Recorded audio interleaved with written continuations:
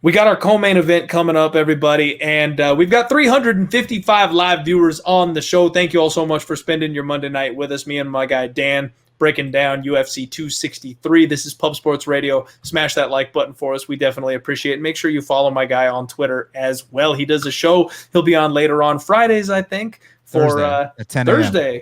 Thursday for Half the Battle. So make sure you check him out. And we have got the fight that I am most excited about for Saturday, man. The rematch, the God of War, Deiveson Figueiredo, taking on the assassin baby, Brandon Moreno. This is a fight that I could not have been happier was a draw the last time it happened, man, because Brandon Moreno has been my dark horse forever.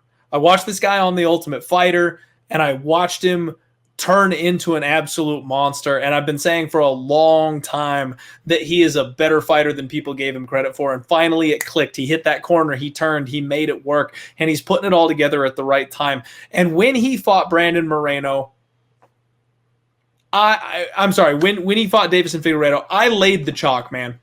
I laid the wood on Deiveson Figueiredo because we can take all the stats, all the numbers, anything you think you know about MMA, crumple it up into a paper and huck it out the window whenever Deiveson Figueiredo fights because he ignores all of those rules and simply kills whoever is in front of him. And I felt sick inside. I hated betting against Brandon Moreno. And on this podcast, I said, the value side is Brandon Moreno. This line is wide. He is better than people are giving him credit for. But I'm betting the other way because Deiveson Figueiredo simply wins fights. And I couldn't be happier with a draw, man, because you know when you're watching MMA who you're a fan of.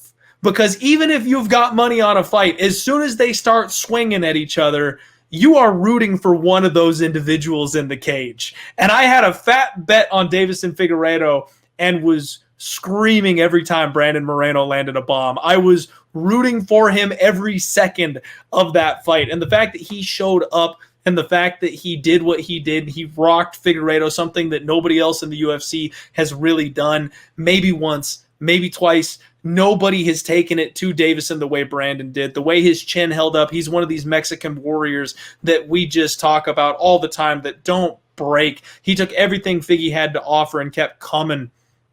It was a spectacular fight, man. Absolutely spectacular. I can't wait for round two. And I feel like my opinion is the exact same as it was the first time we broke it down. I think that the value is on Brandon Moreno, and especially because we saw the way the fight played out the first time just a couple of months ago. You know, these guys are both going to go hard to work. Maybe there's a little bit of improvement, but it's a pretty quick turnaround. They are mostly the same fighter. Obviously, the game plan, there will be little tweaks. But the toughness, the durability of Brandon Moreno, I think, is going to keep him in this fight. The only question mark for me is the fact that that first fight was a short turnaround. The fact that Deiveson Figueiredo made that horrific weight cut that we know is so hard for him to do in, 10 days? It was a UFC record for a turnaround on a title fight. And we know that had to have taken something out of him. That's the only reason that I'm hesitating here, because if he gets a full camp, if he gets a full cut, did we see a withered version of Deiveson Figueiredo that night? Did we not see the A game of Deiveson Figueiredo that night? I'm honestly more tempted to play the total on this one than I am to play the side, because I think the value's on Brandon Moreno. I know I'm a fan. I know I've got my heart invested, so I'm going to be cheering for this guy, and part of me wants to put a bet on him because I see the value on him. But I also think that the total being set where it's at, they're expecting this thing to go the distance, and the beating these two put on each other, this fight should have ended the last time out. It absolutely, there's no reason for either of these guys to have survived the way they did that last fight. If they both come in on full camps, not on short turnarounds, full weight cuts, full training, they're going to be just that much more dangerous. And very much like Shogun and Machida, they went to war the first time. The second time, the champ showed up and did what he was supposed to do. I may have got that backwards. You get my point. The first time these two went to war and they went the full 25 minutes, I'm kind of expecting the opposite here, and I think someone's probably going to end up going to sleep, getting a plus 110 price tag on the under 4.5. That's probably the way I'm more interested in looking, but my soul, my heart, maybe my wallet is going to be on Brandon Moreno Saturday. Dan, talk to me about this fight. This one's going to be awesome. I mean, listen, I don't think the first fight was a draw. I thought that Figueiredo won 4 rounds to 1. I think even with the point deduction, it wasn't a draw. So to me, I'm just like, do we even really need to see this fight again? I mean, we do because it was a draw. It's just that when I watched it, I didn't consider it a draw. And also this whole narrative about Deiveson being first round or bust is like one of the biggest bullshit theories I've ever heard in all my years watching the sport. Here's why. So Figueiredo fought Pantoja for 3 rounds. What did all 3 judges score the fight? 30-27. Yeah. So Figueiredo's first round or bust. Okay, how come he won the 5th round against Brandon Moreno? How come he was the one out there when it was time to dig deep, when there was a point deduction? How come it was Figueiredo that went out there and dropped Moreno in the 5th round? So literally the only reason he didn't win that fight is because this one dumbass judge, look, okay, take the point deduction, no big deal. This one dumbass judge scored the 5th round for Moreno when Moreno got dropped in that round. I'm like, are you fucking kidding me right now? So I thought Fig won that fight. I thought he showed once again he's not a first round or bust fighter. He can win decisions. And like you said, to complement your point, all fights are different in the history of the sport. And I know I've mentioned these examples already. Machida Shogun, first time 5-round war, second time first round finish. Benson versus Cerrone, first time 5-round war, second time first round finish. Pettis and Cerrone, first time first round finish, next time 3-round war. We can fucking literally go on. Dan Henderson, what was the Dan Henderson fight that, the first time was a 5-round war with Shogun. Second time was a stoppage in the 3rd round. So it's going to be a different result. It's obviously not going to be a draw this time. I think this time it's going to be Fig inside the distance. Look, Moreno gave it his best ditch effort. He's a true Mexican warrior, and I like him too. When I saw that fight he put up against, what's his name? What's the fire ant? What's the fire ant? Formiga. Yeah.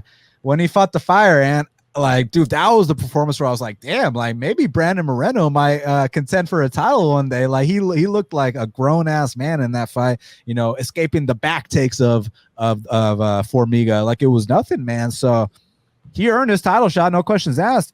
I just think that right now is Deiveson's reign. It's Deiveson's time, and I don't think anybody's touching him at flyweight. So I think this time he's going to finish Brandon Moreno. So yeah, too much firepower, and now he's got the experience, and it's like this misconception that he's just this big, powerful athlete. Look, he is a big, powerful athlete, but let's not sleep on that disgusting jiu-jitsu. You remember that armbar attempt in the first Joseph Benavidez fight? And that squeeze he's got, man, if he gets your neck. The rear naked choke, his guillotine, and then let's take it a step further. What about that one-punch knockout power? His takedown defense is getting better. He's hitting takedowns of his own now. He's getting back up from bottom. I think that Deiveson Figueiredo is here to stay. So, and still. Okay. It's hard to argue, man. And like I said, I know my heart's involved in this one, and that's why I'm kind of looking for a different angle to take on it because... Real quick. Sorry to cut you off. No, you're good. Go for it. Nigel added a couple examples to what I was talking about. Jones and Gustafsson, first time 5-round war, second time stoppage. Jones versus DC, first time 5-round war, second time stoppage. Joanna versus Rose, first time first round stoppage, second time 5-round war. So it's going to be a different result. But what I've noticed is when it goes the distance one time, it's ending inside the distance the next time. Exactly. I got to favor Figgy to end the shit inside the distance. And that's all due respect to Moreno, true Mexican warrior. Got nothing bad to say about him. I just think it's Figgy's time. Man, I can't argue that. Like I said, I bet it for Figgy the first time. Even though I know I'm a fan of Brandon Moreno, I bet it for Figgy the first time. So I'm right there with you. I understand, and I think that you're probably more often than not right in this position. And the judging was a little wonky the first time around. I will absolutely give you that. So I think it's probably Figueiredo.